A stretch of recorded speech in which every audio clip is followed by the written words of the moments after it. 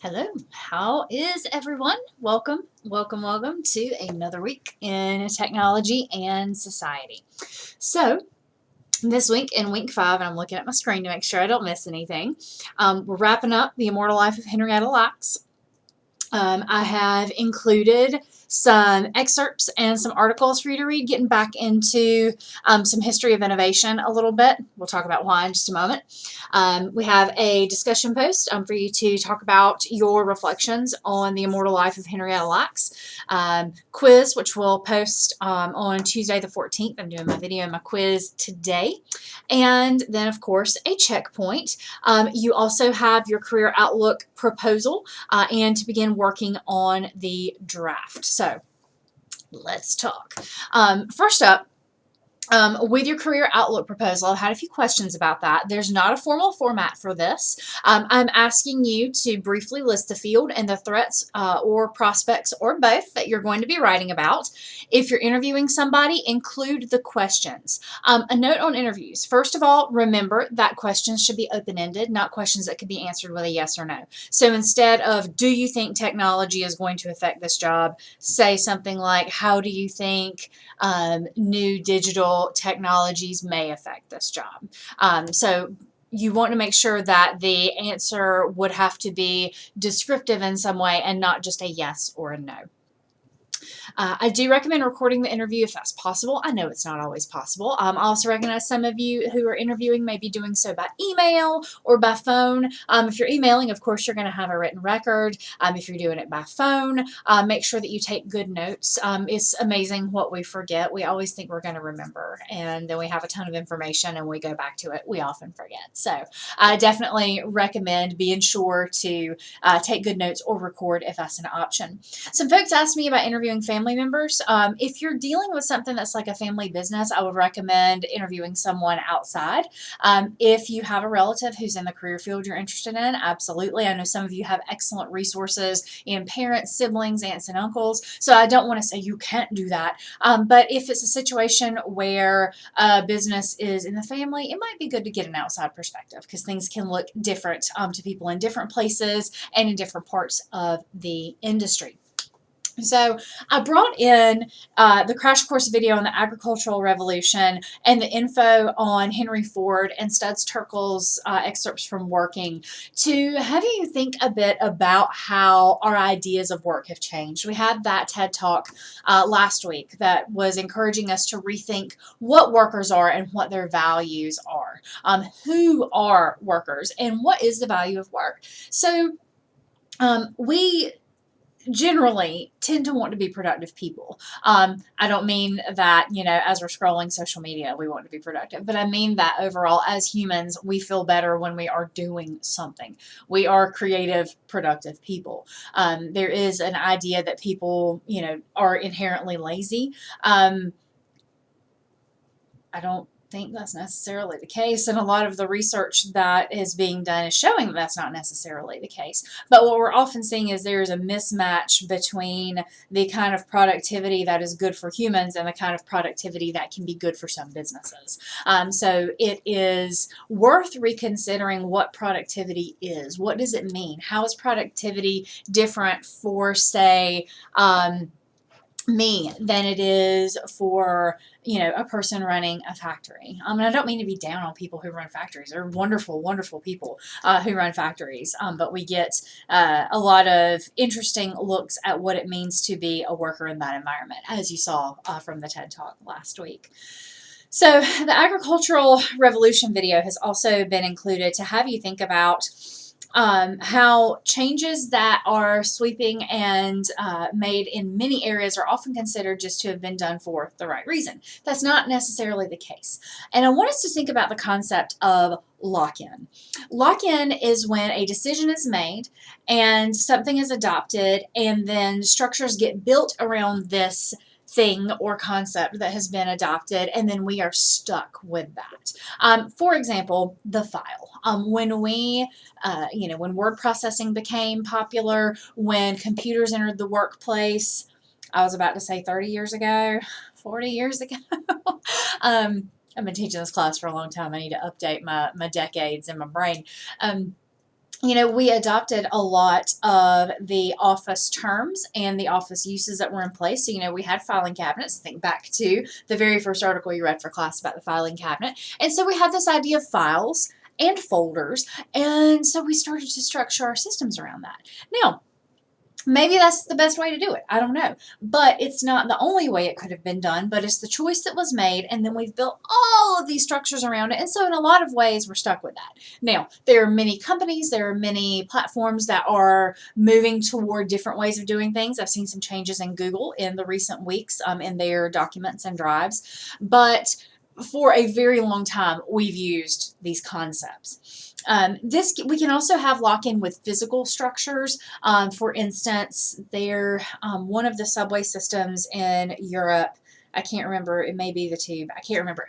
One of the subway systems was created before air conditioning, and the physical size of the tunnels means they weren't able to reconfigure the cars in order to incorporate air conditioning when air conditioning first became a thing that you could add there. So that's an example of actual physical lock-in.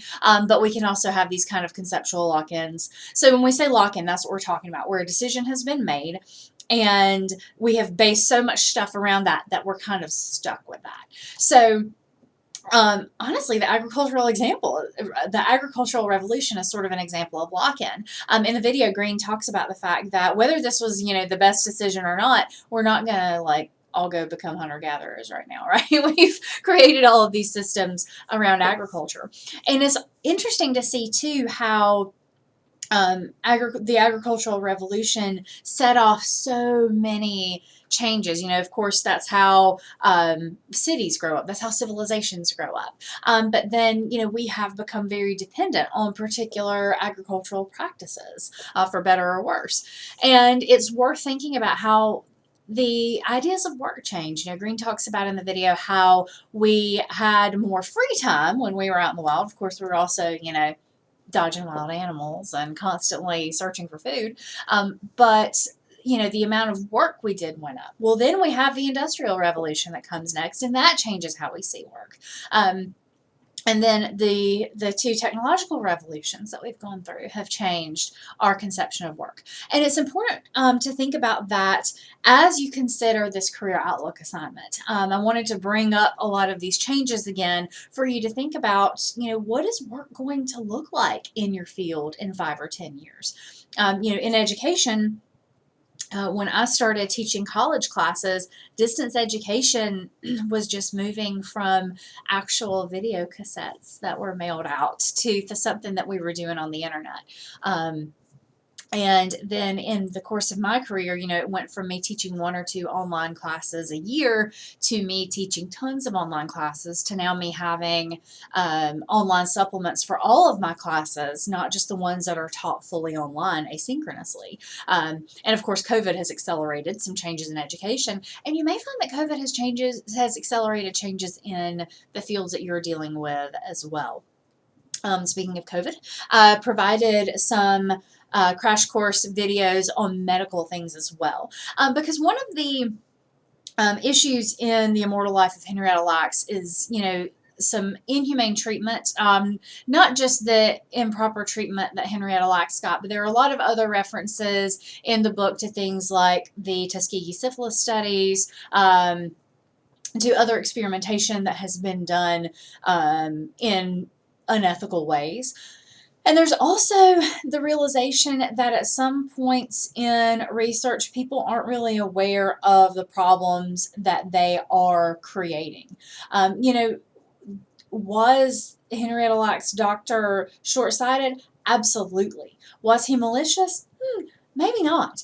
As far as taking the samples, he definitely could have had a far better bedside manner.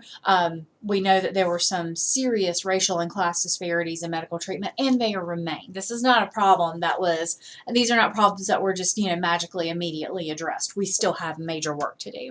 And understanding kind of the historical precedent can help us realize what kind of work we need to do and where some of these problems are. But as people, move through learning and experimenting, they realize errors, they realize problems. So, we have these questions of what do we do when we are on the back end of these major breakthroughs that in many cases have, um, you know, done ill toward some people. So it's certainly worth thinking about. And I did want to point out too that the disease video was recorded some time ago. And now, we look at it and go, oh yeah, we've seen this up close. Thanks a lot.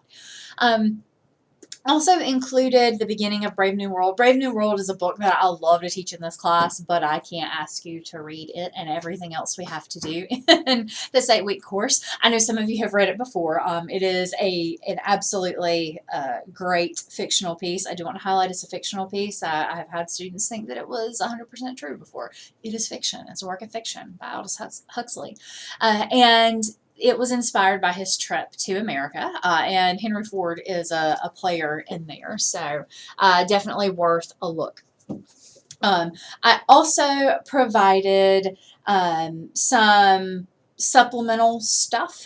There's a cool short video that explains how Rebecca Skloot recreated some of the historic scenes in her book, and she goes into detail with that opening scene when Day has taken Henrietta to the hospital. There is the Cancer Cell Research, The Way of All Flesh video. This is the video that's referred to as London in the book. It's a documentary that gets into some of the political and international forces in early cancer research. Really interesting, delightfully dated. And you can see some of the family members in it. Deborah is featured in the film. And then I did link to the HBO film. I will confess that I have not watched it yet. Many of my students watch it after they read the book and have really liked it. It got really good reviews. It was received really well. So I will point that out. There's also an article, this is not a supplement, I accidentally skipped over this, how making a COVID-19 vaccine confronts thorny ethical issues. This is from 2 years ago when the vaccine development was being pushed really hard, and HeLa is a factor in that vaccine development. As you know now, HeLa cells have been instrumental in a lot of vaccine development, a lot of medical treatment. They've been used for so much. And, it's also worth mentioning that, you buy HeLa cells. I'm going to Google what it is these days. Let's see. So if I go to Fisher Scientific, oh, they don't have the prices anymore. Used to, I would go to Google this on the day that we wrapped up the book, and we would see HeLa cells for pretty steep prices, and it looks like maybe that's changed. I can't just go online and see how much they cost anymore. I did see a HeLa cell contamination detection kit for $314. But the cells have typically been, sold for a profit, and, you think about her family who has struggled for many, many years. So lots of things to think about as we address medical ethics, as we address education, race, and class disparities. A whole lot to think about. So I realize that's sort of a toss out to you of a whole lot of different things, and that's sort of the reality of technology and society. There are so many intersections to consider, the rapid changes, the disparities, the histories we have to consider, so that there are a lot of connections on that web. I go back to the pinball effect. Oh goodness. Burke.